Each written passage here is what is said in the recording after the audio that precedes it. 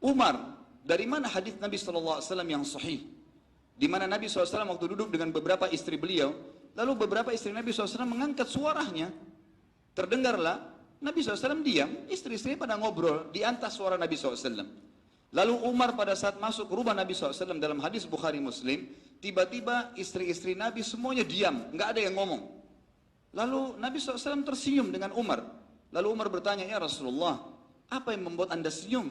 Beritahukan kepada saya. Kata Nabi SAW, saya heran dengan perilaku wanita-wanita ini. Tadi sebelum kau datang, suara mereka di atas suara saya. Tapi pada saat kamu datang, mereka semua senyap, nggak ada yang berani ngomong karena takut dengan kamu. Apa kata Umar? Wahai musuh-musuh Allah. Umar mengucapkan kalimat pada istri Nabi. Wahai musuh-musuh Allah, apakah kalian takut dengan Umar dan tidak takut dengan Nabi SAW? Ummu Salamah radhiyallahu anha berkata, iya, karena kamu lebih keras daripada Nabi SAW. Rasulullah orangnya lembut, kamu sangat keras. Tapi Nabi SAW tidak menanggapi lagi dialog antara Umar dengan istri-istri Nabi. Apa kata Nabi SAW? Demi zat yang ubun-ubunku dalam genggamannya, maksudnya demi Allah wahai Umar, kalau kau lewat di sebuah lembah dan syaitan lihat kau lewat di lembah itu, dia akan cari lembah lain karena takut bertemu denganmu. Apa di sini sebabnya? Ulama hadis mengatakan sebabnya karena keyakinannya Umar radhiyallahu anhu. Umar yakin bahwasanya Allah itu ada, malaikat mencatat, semua orang yang menganut agama Islam mengajarkan wahyu adalah benar, yang menolak itu kafir. Tidak ada keraguan dalam masalah itu. Makanya beliau mendapatkan julukan Al-Faruq yang bisa membedakan mana benar dan mana salah. Awal masuk Islam saja, begitu syahadat dan Nabi SAW sampaikan tidak boleh sembah berhala ini. Tuhan ini adalah Allah. Diberikan bukti-buktinya, Umar langsung yakin. Ucapan pertamanya Umar kepada Nabi SAW begitu habis syahadat, ya Rasulullah, bukankah orang-orang Quraisy itu salah? Kata Nabi SAW, iya. Bukankah kita benar? Iya. Ya Rasulullah, kenapa tinggal di sini? Kita perangin aja mereka. Selesai, langsung konsep yang luar biasa. Dengan keyakinannya terbentuk pribadi seperti itu. Dalam kisah lain, Abu Bakar dan Umar sama perilakunya, suka melakukan perbuatan secara sembunyi-sembunyi, tapi dia begitu yakin dengan tidak menceritakan kepada orang maka akan dapat pahala. Satu malam Umar lagi jalan, kemudian dia melihat ada orang, ada sebuah kemah Badui, seorang laki-laki lagi duduk di depan, lalu Umar memberikan salam dan mengatakan, ada apa denganmu wahai fulan? Gitu kan? Kemudian orang itu berkata, silakan anda jalan saja, ada sesuatu hajat saya. Kebetulan Umar mendengar ada suara tangisan di dalam kemah. Lalu kata Umar, suara siapa itu? Kata orang tersebut, dia tidak tahu kalau ini Umar. Dia mengatakan, pergilah, selesaikan hajatmu. Kata Umar, tidak, itu hajat saya.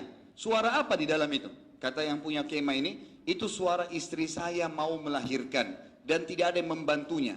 Kata Umar, maukah kamu dibantu oleh saya dan istrimu dibantu oleh istri saya? Kata orang tersebut, silahkan kalau anda mau. Umar pulang di akhir zaman khilafah beliau, dan istri beliau pada saat itu yang terakhir adalah Ummu Kalthum, anak Ali radhiyallahu anhu. Ummu Kalthum pun didatangi oleh Umar dan berkata, wahai anak atau cucunya Rasulullah sallallahu alaihi wasallam, maukah kamu mendapatkan pahala wanita yang butuh bantuan untuk melahirkan?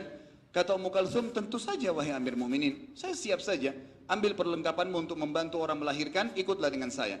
Umar pun tengah malam, sebagian ahli hadis meriwayatkan atau menyampaikan hadis ini mengatakan terjadi di tengah malam, ya di sepertiga malam kurang lebih, kalau kita sekarang jam 2, jam 3 malam. Dia lagi keliling kota Madinah, kemudian dapat masyarakatnya mau melahirkan, tidak ada yang bantu, dia pulang ke rumahnya, bangunkan istrinya, suruh bangun istrinya untuk membantu perempuan yang mau melahirkan tadi. Dan ini istrinya adalah anaknya Ali radhiyallahu anhu, cucu Nabi SAW. Orang-orang yang sangat mulia. Lalu jalan mereka berdua, lalu pada saat tiba di kemah kata Umar, masuklah ke dalam kemah dan selesaikan tugasmu. Ummu Kalthum masuk ke dalam, kemudian menyelesaikan melahirnya. Laki-laki ini duduk bersama Umar. Orang ini belum tahu kalau ini Umar bin Khattab. Lalu dia sambil ngobrol seperti biasa, seperti temannya. Saya memang tadi malam begini, saya butuh begini, saya begini, saya begitu, kerjaan saya ini. Dijelaskan, Umar menjawab apa adanya.